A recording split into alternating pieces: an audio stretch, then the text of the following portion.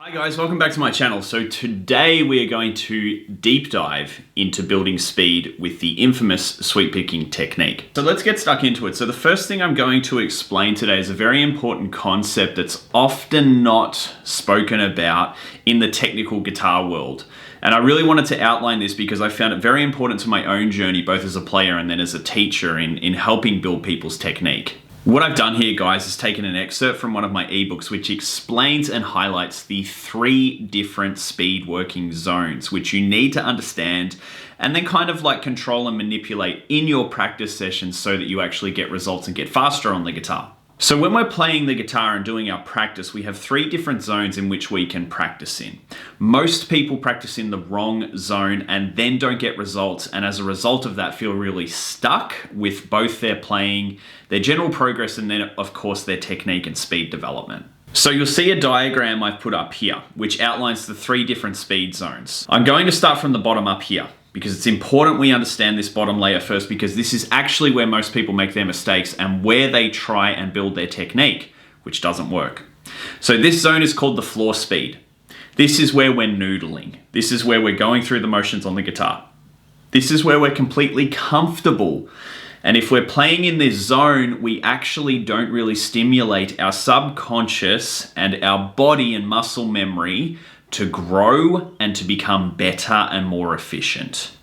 We're just comfortable, we're just cruising. Now the body works on the path of least resistance and so does the subconscious. So why is it going to improve if we're not putting an increased load or demand on it, right? So don't make the mistake that most people make. When you're practicing, you have to be intentional about what you're doing and you have to feel a different sensation than comfort. If you're feeling comfortable, chances are you're practicing in your floor speed. So the second speed zone is called your working speed. This is where the magic happens, and this is where we need to intentionally get to in every single practice session, especially when you want to build technique and speed. So there's a particular sensation that you will feel when you are practicing in your working speed. You will feel focused.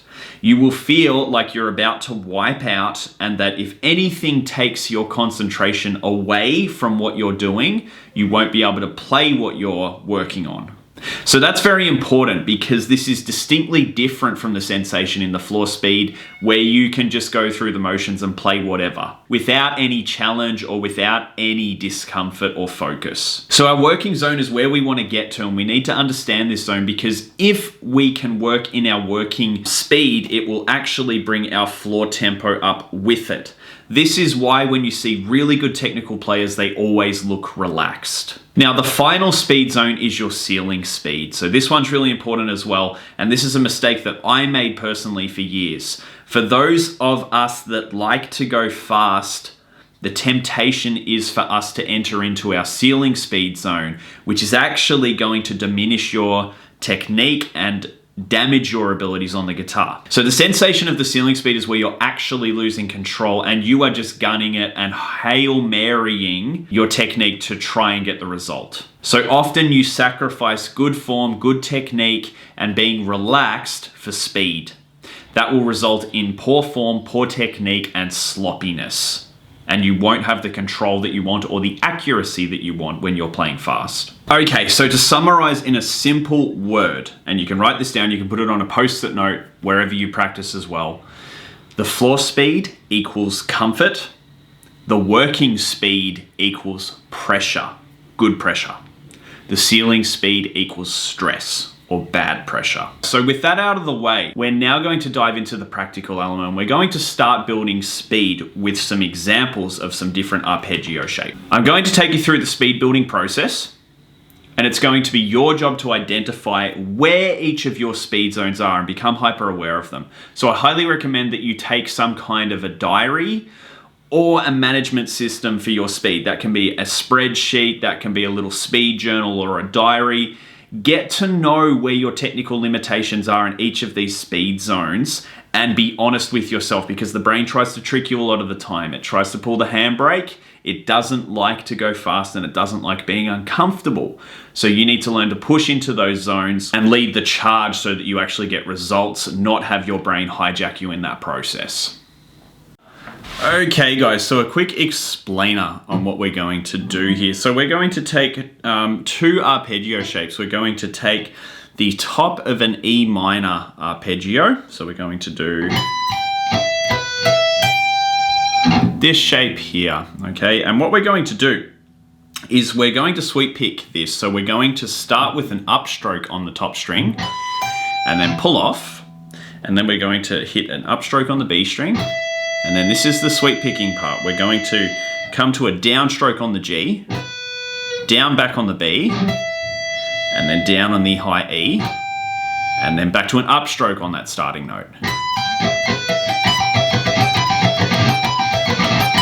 So that's going to be the first pattern. Then we're going to invert the pattern. We're going to start on the G string this time, and we're going to go down, down, down, up, pull off, up.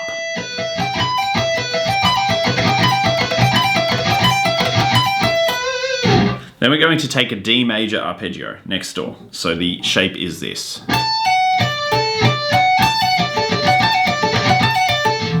Now this is the same picking pattern. So up, pull off, up, down on G, down on B, down on E.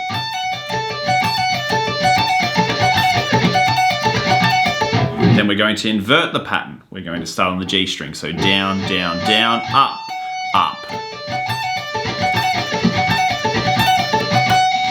That's essentially what we're going to be using in the following speed training exercise. Have fun.